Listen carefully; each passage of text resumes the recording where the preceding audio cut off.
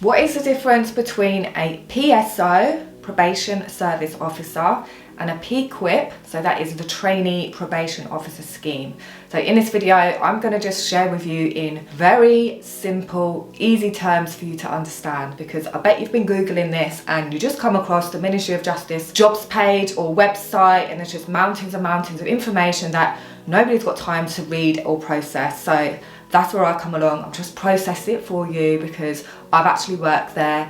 I worked for probation for 10 years, been a probation officer for 6 years, so I can just tell you straightforward what is the difference.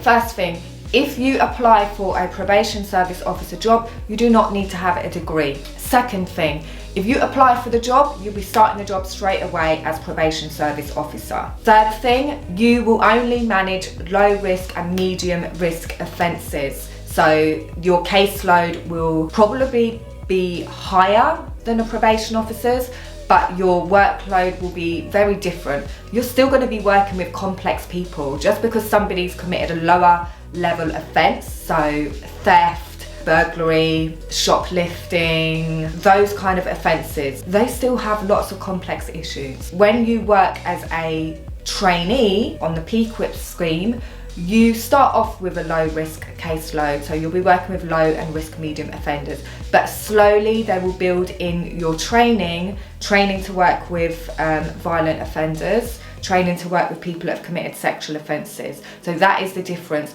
A probation service officer does not work with sexual or violent offenders, whereas probation officers, and when you're doing the PQIP training, you'll be trained to work with those cases.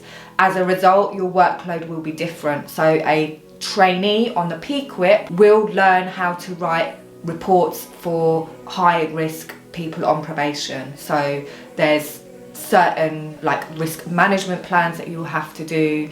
You may also have to do parole reports because you will be having offenders who have committed violent offences that led them to a life sentence.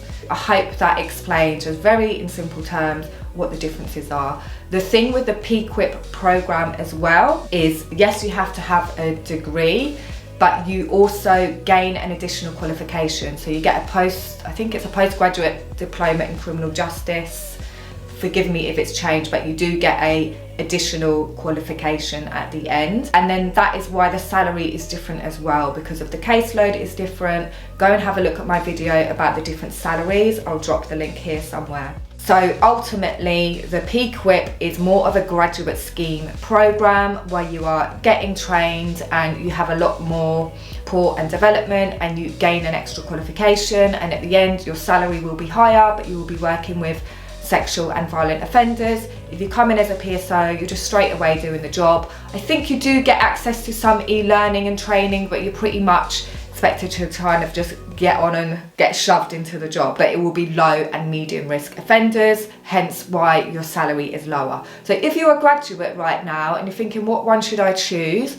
Personally, I would choose the PQIP because you're working with the same people and you're going to get those skills to be able to work with the higher risk people. You're going to get that additional qualification, you're going to get that higher money. So I personally, that's for me. I went for PSO jobs in the past and I didn't get them, but when I went on the PQIP scheme, I got that. And the difference is, as a PQIP, you are a learner. As a PSO, you're expected to kind of just run in and get on with the job.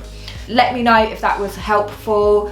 What one are you applying for? Are you applying for both? Have you got on? If you are looking for help because you found that you've not been successful with these jobs, I have a coaching program available where I show you step by step how you can be successful. I focus on skills, I focus on mindset, and I also don't just focus on the here and now. It's all about your future skills and resilience, but when you're actually in the job. So check out my other videos and check out the links below.